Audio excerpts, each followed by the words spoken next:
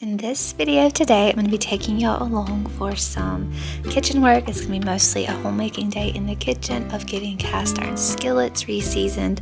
We're going to be making some egg white marshmallows, a recipe I've shared with y'all a while back, but one we still use weekly in our home. We're also going to be making some delicious high protein pancakes. I'll share with y'all the recipe for that. So join me for a homemaking day in the kitchen. So first thing that morning after I got breakfast cooked, I got my cast iron skillets wiped down from any residue that might have been left, food residue from cooking breakfast. My main goal in this today was to get this griddle, this stovetop griddle seasoned, because I got this for Christmas as a Christmas gift and I never properly seasoned it. I've cooked on it a lot with fattier foods, and oil is actually what seasons your cast iron, especially animal fat oil. So I've never actually truly seasoned it in the oven. So that was my main goal here today. If I was doing one, I was going to go ahead and do them all. So I'm getting everything prepared by just wiping them down with a thin film of coconut oil. You want to use about a teaspoon to a tablespoon of a fat or an oil. You can use avocado oil, coconut oil, lard. You can use like a vegetable oil. We just don't have vegetable oils in our house. You could use that to season your cast iron, but you want to give it a thin wipe down and then wipe it back off with a rag or a paper towel before putting it into your oven. Very high heat oven, about 400 degrees for 1 hour. And then we're going to just repeat this process about 3 or 4 more times throughout the day. So I'll take you along for all of that in re-seasoning these cast iron skillets. Next, I'm moving on to making some bread. You'll have seen me do this many times on this channel, getting our loaf bread ready for the week. This was actually for the weekend because this is on a Thursday. This bread will actually be gone probably by Sunday or Monday. We go through bread pretty fast around our home because sandwiches, French toast, sides with soup, croutons, we go through a lot of homemade bread. So I'm trying to constantly get on a good routine of keeping our bread making rolling. All right, before moving on to the next task, I'm making an egg yolk coffee. I'll see me make yolky drinks all the time on this channel. It's nothing new. Many people fear egg yolks, especially raw, but there are so many essential vitamins, all of those fat soluble essential vitamins for life, A, D, E, and K, especially in pregnancy. They're so valuable. So I'm always including egg yolks, raw and cooked. And recently I've been sharing some of these drinks. I've had several people ask what I'm adding in powder form to my drinks, and this is the Perfect Supplements chocolate collagen. So collagen is just from grass-fed cows, organic cocoa powder, and monk fruit extract. So this is really simple ingredients. It's just a little bit of flavor to your collagen to add a little bit of chocolate kick to your whatever drink you're drinking. We like to make chocolate milk with this for the kids.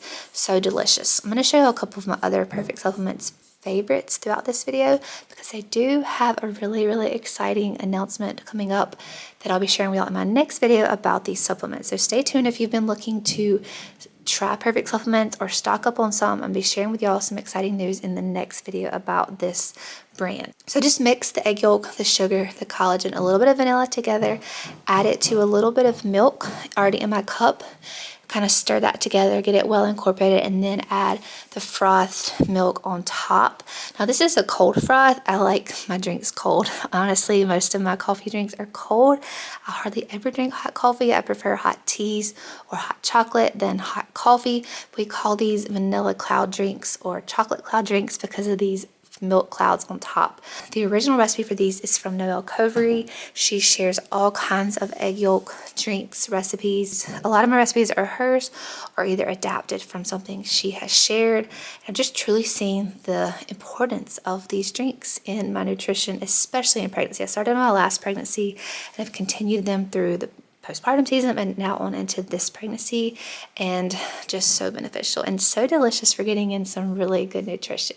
So we're moving to some marshmallows, high protein marshmallows. I have also shared this recipe on this channel before. It's been about a year ago, but these are the #1 way I use up egg whites from those egg yolk drinks. So a lot of people, if they start making egg yolk drinks, you start collecting egg whites pretty quickly. So this is how I use up those egg whites. Again, I'm using some Perfect Supplements gelatin this time. Now, gelatin is actually a different form of collagen. They're the same like ingredient profile, but the form is different. Collagen will dissolve, gelatin will not. It actually congeals, so it's good for in making gummies, jello, marshmallows. So I'm adding, first of all, I started my egg whites mixing in the stand mixer behind me. I'm going to get them to stiff white peaks. Then I'm mixing a 1/3 cup of water with 2 to 3 scoops of gelatin, depending on how firm you want your final product. If you want a really soft marshmallow, go with maybe 2 scoops of gelatin. If you want a more firm texture to your marshmallow, go with 3. We usually do 2.5, honestly. So I'm going to let that congeal and bloom, and then put it on the stovetop to start melting down that gelatin into the water. In the midst of all that, I'm going to show y'all one more perfect supplement product I use, and this is their desiccated liver. Now, this is not my preferred way to take liver. I prefer to take it in the whole food form or capsule form, but this will do the trick when I don't have either of the first two. I don't actually have any raw liver cut up to just take a little raw liver shot. I have some in the freezer, I just haven't cut any up, so I'm kind of between batches of that. I have liver pate frozen. I've talked about liver pops before. I have that frozen in the freezer, but it's not really convenient to just eat a liver pate pop, and I don't have any capsules right now, so I'm using this desiccated form. It's not the best taste to take it this way. I prefer to cook with it in this form, but it does the job when I am in a pinch and I know I need my liver support for pregnancy, iron, copper, all of those minerals that are so beneficial in beef liver. We're multitasking here, getting multiple things done. That's how kitchen days always are. I'm just getting things done between other tasks and just keeping things rolling. We're on that second round of the cast iron. So I took everything out of the oven. It's very, very hot. Be very careful. And I'm going to season one more time with the coconut oil, put it back in the oven for an hour. But I did realize my egg whites were at stiff peaks, so they are ready to go. They're going to sit and wait for me to prepare the rest of the gelatin marshmallow mixture with the maple syrup. I'm adding about 1/3 to 1/2 cup of maple syrup, and then just a splash of vanilla. Once that's all heated and warm, I will add that into those peaked stiff egg whites, and their marshmallows will be ready to set up. So I've had people ask me about this recipe. They told me that theirs didn't turn out, their kids didn't like them, and usually the problem is the mixture time. So you've got to get the perfect mixing time in your marshmallows. You also want to make sure you're stirring it really well, as I'm doing here, making sure all of those clumps of gelatin are dissolved, because there's nothing less appetizing than biting into your marshmallow and finding a big hunk of gelatin that did not melt down into your mixture. That's happened before, and that will turn your kids off instantly to marshmallows.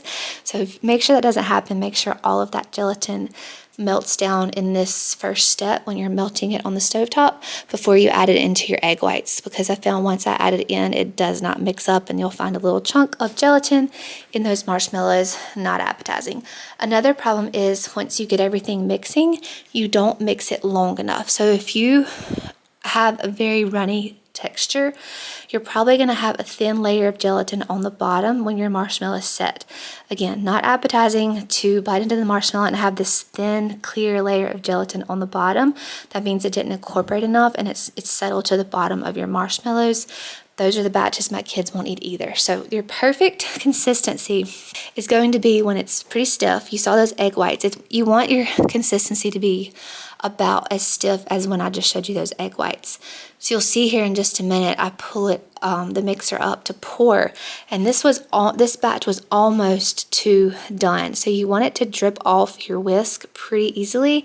Mine was not dripping that well. This batch turned out okay, but if I had mixed it another 20-30 seconds, I probably would have over mixed it and had really hard marshmallows that did not turn out well. That's happened as well. Don't ever throw those bad batches out. You can still put them in hot chocolate and your coffee drinks.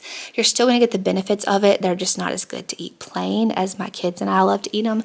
So here I did have to spread this out quite a bit because I almost overmixed them. You don't ever want to walk away from your mixer when you're mixing marshmallows. So you see they're pretty stiff, but they're still able to spread. If you over mix it, you will not be able to spread this mixture. It'll just be stiff. It'll just lay in your pan. You won't even be able to move it. But again, don't throw those out. Save them and put them in hot drinks. Let them dissolve. Don't ever throw out this nutrition in these marshmallows. They're so good. This batch did turn out very well. But like I said, I was very close to over mixing. You've just got to watch it and learn that fine line of when to stop the mixer and make sure you just mix it long enough. So I'll let these set for 4 to 6 hours and then I'll show you what they look like this afternoon. Cast iron is going back into the oven and we'll just keep rolling with the day.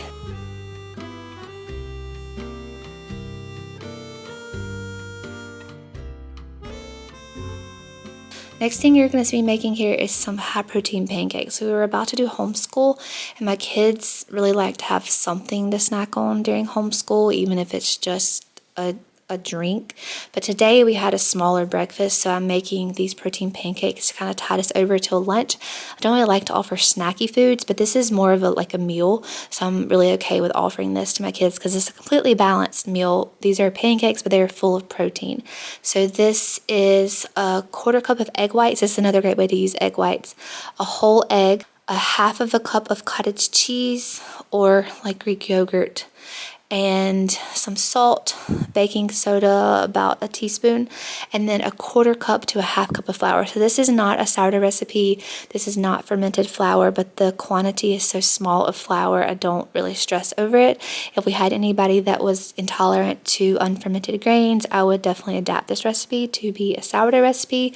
Most of our recipes we cook with flour are sourdough. Every now and then I do just do plain regular flour in a recipe, and it's good. I know it's not great to constantly consume unfermented grains, so we don't do this often. These are just a rare occasion, maybe once every week or every other week I make these pancakes. These puff up beautifully, and we add blueberries to ours, chocolate chips, pecans. They're just so delicious. This is just an easy meal snack that I can offer my kids and know that they're going to be satisfied until the next meal. So I would ideally cook pancakes on my griddle that is in the oven seasoning, but this 12-inch skillet is my most used skillet, so it's the most well seasoned, so I knew I could pull it out of the oven and go ahead and make pancakes in it, but I do ideally prefer to make our pancakes on that griddle. You do want to cook these in a lot of butter so they don't stick, and butter has many health benefits in itself. If you're eating a high quality butter, even better if it's raw butter. Like I said before, I cannot wait until our cow calves, hopefully this spring, hopefully all goes well, and we will be able to have a fresh spring grass butter. I'm so excited about that. But cook these in a lot of butter. They're so delicious, and I will have the actual recipe written down below in the description for y'all to check out if you're interested in trying these out. I have my other sourdough pancake recipe in another video that is fermented. It's really delicious too. It's just not as high of a protein. I should probably try to adapt that recipe and kind of incorporate it with this recipe to ferment these pancakes and make my old pancake recipe a high protein recipe like this one. Maybe try to work on that and then share that with you in the future. So once those pancakes are done, you see I'm just wiping out this skillet with a rag. Ideally, if your cast iron is properly seasoned, you should not have to clean it after each use. You should be able to just wipe it out and add a little bit more oil to keep it seasoned and put it away. Now, occasionally, if you have something that sticks on, you cook some sort of cream sauce with cheese, something sticks at the bottom, you may have to add a little water, sometimes get a steel wool and scrub it. And it's those instances when you continually have to scrub it with a steel wool that will kind of cause you to have to re-season it, as I'm doing here today. But this, like I said, this 12-inch skillet is pretty well seasoned. It's my most used, so it's pretty good just to wipe and go to the next meal if it's something easy like pancakes. I did want to point out for these coconut oils, I prefer to cook with the unrefined coconut oil when I can get it.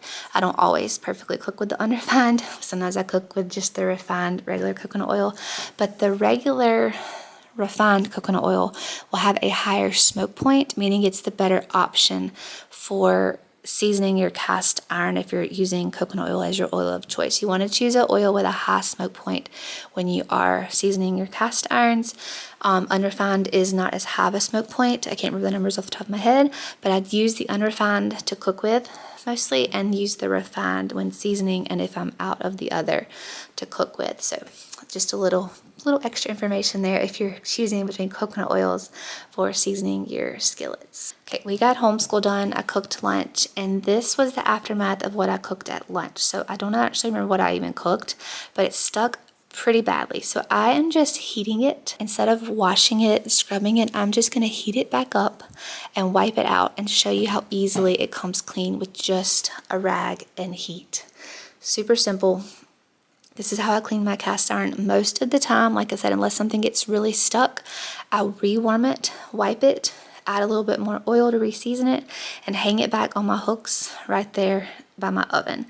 That's the easiest way to take care of cast iron. I think many people are intimidated by cast iron, but once you learn how easy it is to care for and just take that little extra time to care for it, every day after you use it, just add a little bit more oil, and every few months, ideally you shouldn't have to re-season it like I am today, but like I said, sometimes I have to get my little steel wool and scrub something out, and over time that will kind of unseason your pan and make it stick a little worse. So every now and then, I'd say twice a year I do this. It's not very often. Most of the time I just maintain it on the daily use after I use it and just add a little bit of oil and keep rolling with it. So that is our cast iron re-seasoning. That went really well. They're back on the wall ready to cook the next meal. Now I'm going to give my oven some love.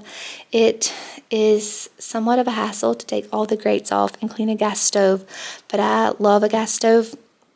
I've been using one ever since I got married. I did have a electric flat stove top for a while.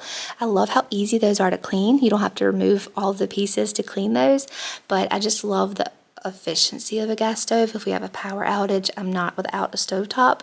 So I love the convenience of that. And I've had several people ask on my oven. This is not a high-tech oven at all.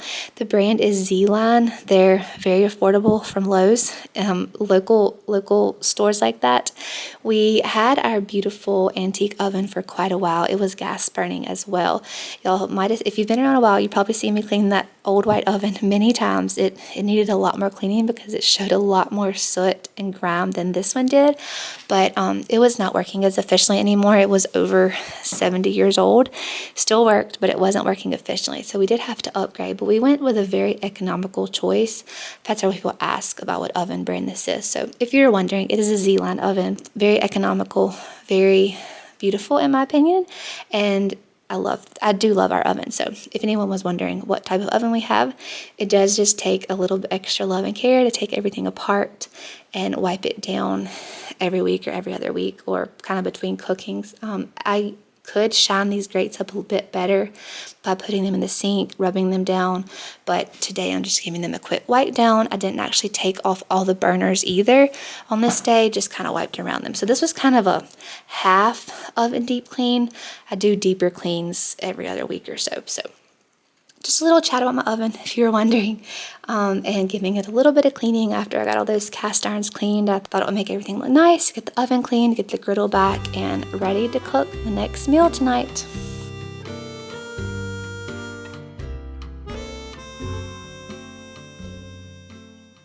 Okay, so now we're gonna make some more tea.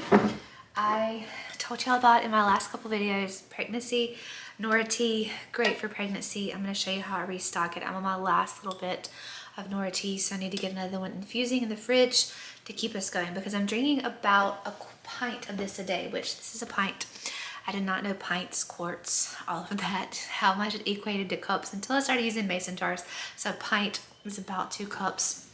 A quart, I don't have one right here, but it's 2 of these, so it's 4 cups. As we get to the later in pregnancy, into the 3rd trimester and on closer to the birth, I'll be drinking double this, so a quart.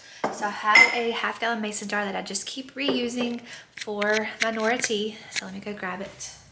So this is already mixed with the Nettle, Oatstraw, red raspberry, and alfalfa. It's 2 parts of the, let me say this right, the red raspberry and the Nettle. So I think I did, you could do like 2 cups to 1 cup of the Oatstraw and the alfalfa, but I think I did a cup of each of the Nora, the Nettle, and the red raspberry, and a 1/2 cup of the other 2, but just to fit in this. But I'll leave the ratio down below if you want to pre-make it. Last pregnancy, I just had each little jar of my tea herbs and would mix it as I made a new batch. But I found it easier just to pre-mix it, shake it really well. I mix it all in a bowl, toss it around really good before I put it in this jar. Now I put about 2 tablespoons, I really just guess. Then I top this with filtered water, but I just remembered I need to refill the water pitcher. So we're not actually gonna fill this with water just yet. But that's all I do, is put the herbs in, fill it to the top with water, put the top on, and put it in the fridge overnight. And then in the morning, I'll have a fresh batch of my Nora tea. This will last me several days, and then I'll definitely have a batch of this to drink and sip on during labor. So I'm gonna fill the Berkey, fill this up, and get it infusing in the fridge overnight. You can also infuse it in the sun. If it was a sunny day, I would put this on the porch and let it sun infuse like a sun tea. There's benefits of making sun tea as well, but it's pretty cloudy here today. So we'll just put it in the fridge overnight and have our tea infusion for in the morning. Okay, I have moved this Berkey around our kitchen multiple times. So now that it's not by the sink, it's not efficient to take it off, fill it up. We don't have a sink sprayer to easily fill ours, so we just use old bottles. Fill it up this way. It takes a little extra time, but it works. It's one of those just kitchen chores you just have to do every day or so that you may not always want to do, but it's not a hard chore. It's just one of those mundane, monotonous chores that seem to be what a lot of homemaking is. And our tea is ready to steep in the refrigerator overnight. Okay, here's those marshmallows. My children already got into that first row when I was first cutting them, but I wanted to show y'all how fluffy these are. You don't want a line of gelatin on the bottom. You want them to be soft but firm when you squeeze them, kind of jiggly. So I just store mine directly into a mason jar in the fridge. You can toss them in arrowroot powder if you're worried about them sticking together, but we go through these so quickly within 2 to 3 days. They don't stick together. If you're keeping them in the fridge for over a week, you might want to toss them in a coating powder. You can use powdered sugar. If you don't want to use the sugar, you can use arrowroot powder, and that will prevent them from sticking together if you are keeping them in the fridge for an extended period of time. But like I said, we go through them so quickly, they're perfectly fine for 2 to 3 days in the fridge, just like this. Let me know if you try these marshmallows. If you've had trouble with them in the past, give them another try. Take the time to learn how to make them, just like anything in the kitchen. The more you practice at it, the better you'll get at it. That is all I have for y'all in this video, and I will talk to y'all next week.